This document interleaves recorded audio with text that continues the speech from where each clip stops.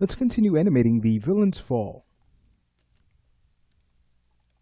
Okay, getting started, taking a look at our shoulder twist rig. Make sure that we remove it when we do not need this control. So on frame 21, we may just go in and zero out B and A just by right-clicking on those channels. Great. Let's also check frame 19. That actually looks really nice, so we'll go ahead and leave it as is. And now we can start to tweak frame 23. So going back to the center of gravity, let's take a look. As we start to rotate down in the y-axis, you can see we're starting to lose the twist we'll need in the z-axis. This is not good at all. So thankfully, we can always go in and change our axis order whenever we like, but keep in mind that you'd only want to choose one axis order. So if you need to go in and start to clean up any gimbal behavior, you do so from your curve editor. You could also tweak it by animating frame by frame. Sometimes that is necessary. And we could do that here, but I find that it's always best to take the cleanest approach. So let's go ahead and head over to our motion panel with the center of gravity selected and scroll down until we find the axis order. Right now it's set to X, Y, Z. That might work well for this character that doesn't need to fall, so we may not need to change it. But for our purple character, I think something along the lines of ZXY would be more suitable. You can see how it kind of shifts just slightly, but not much. And because of that, we don't have to go in and tweak any of the animation we already have. So that saves us a lot of time. What that also does is gives us a more convenient twist axis. Very exciting. All right, so let's go ahead and continue. I'll start to twist the body a bit more in the z-axis. So she really starts to flip around here. We'll start to fix the other axes to straighten her up a bit. Let's check things in multiple views.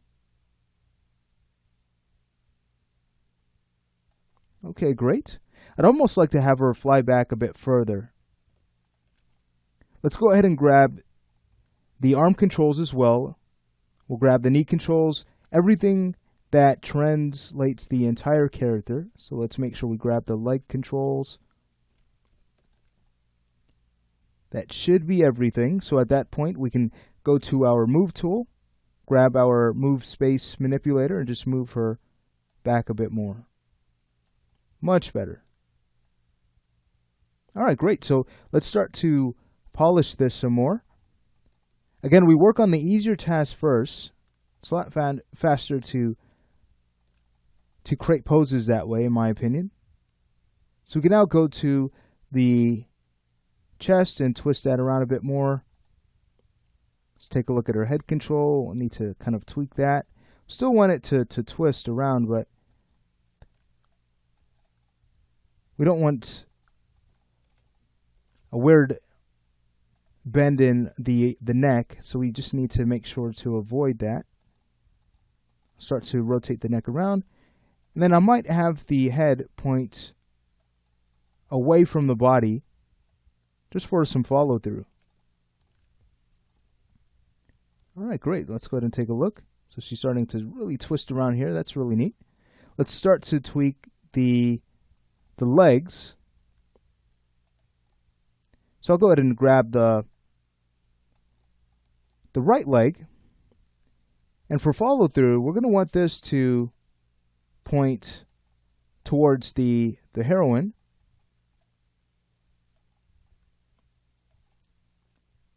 And at an angle towards the floor.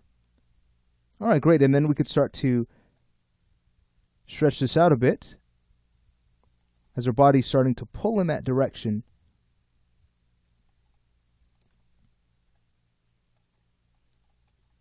Okay, great. Might want to bring this leg up a bit more as well, since she's left her feet. And now we can start to take the left leg and pull that in some. and I'll rotate it down towards the floor. So we have this really nice twisting action.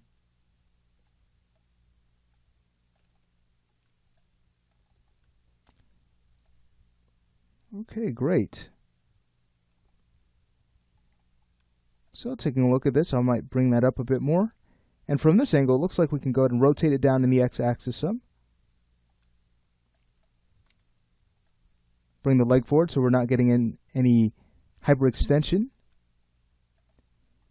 As you animate IK legs, if you find that you do run into some drastic pulling, it's just a matter of animating the leg to appear as if it's extended, but in reality, you'd add a slight bend. Okay, great. Now this was added on frame 24, so I'll just make sure that the key is saved on 23 instead. And I'll check the knee control to make sure that's also the case. Alright, so that's starting to look nice. Looking at the hips, I'd also like to add a little bit of twisting here. I'll just twist them around just slightly. Okay, great. Now for the chest, you can see the upper body has a slight bend to it because we have translated this control. So I'll go ahead and just translate this back up so we don't have any weirdness in the line of action of the upper body. Alright, we're now ready to start tweaking the arms. So let's go ahead and do that. We'll grab the right arm, we'll have that start twisting around.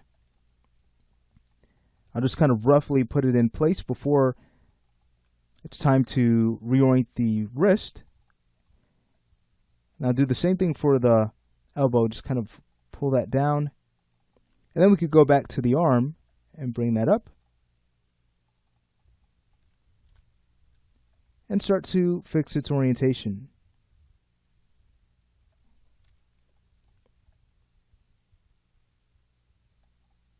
Alright, great. So she is twisting around, of course, so we want that arm to be brought in a bit closer. Almost as if it's wrapping around her as she twists. Then we can start to just make a slight tweak to the shoulder, just twisting that around based off of the position of the arm. Now at that point, we can go ahead and move to the left arm. It should still be slightly behind her, but it's starting to come around.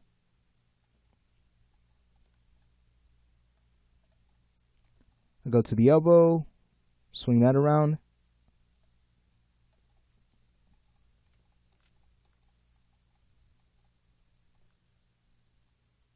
Let's go ahead and take a look at the wrist. You can go ahead and start swinging that around as well.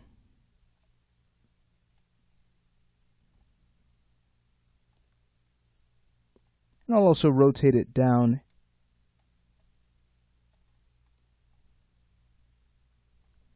And then at that point, we can go ahead and extend the arm a bit more here.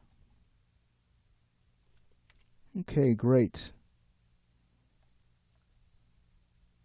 So I'll go ahead and twist the wrist just slightly so we have a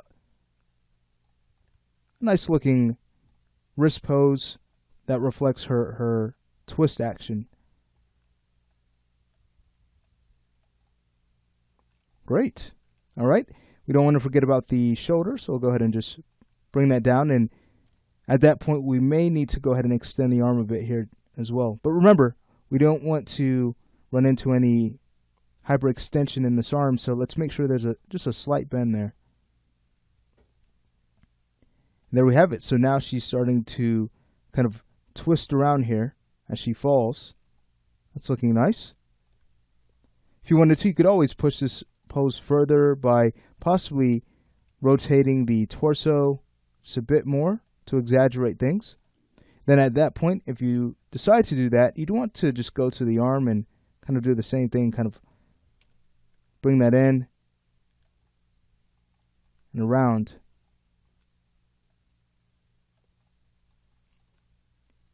And then you just want to check for any locking that you may be running into after you've tweak the torso. Beautiful. All right, so let's go ahead and stop the lesson here. In the next lesson, we will continue working on her fall. We're just about finished with that. And then we can go ahead and start to finalize things to have her settle after she's hit the floor. Remember, if you're ever off frame, just simply go to your controls, set a key, and slide the frame over. All right, great. So again, in the next lesson, we'll continue working on this fall.